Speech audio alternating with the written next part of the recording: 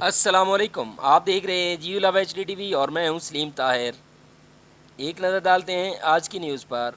امیر Jamaat Islami Pakistan senator سراج الحق نے کہا موجودہ حکومت عوام کی جان و مال کے تحفظ میں ناکام ہو چکی۔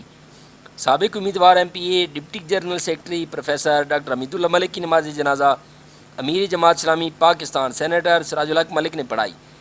ڈاکٹر حمید اللہ ملک کو آبائی گاؤں لاوا میں سپرد خاک کر دیا گیا۔ نماز جنازہ کے بعد صحافیوں سے گفتگو کرتے ہوئے سراج الحق نے کہا من لم يحكم بما انزل اللہ فاولئک هم الکافرون، جو اللہ کے نازل کردہ کتاب پر فیصلے نہیں کرتے وہ کافر ہے۔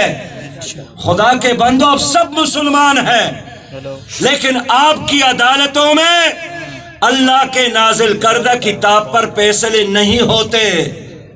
اسلامی نظام اسی کا نام ہے۔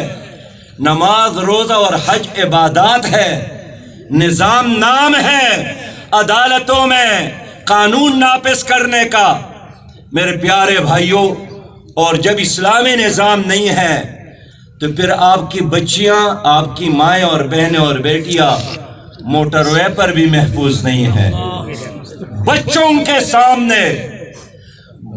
کے سامنے ماں کی عصمت دری کرنا، یہ کبھی بھی کفر میں بھی یہ نہیں ہے۔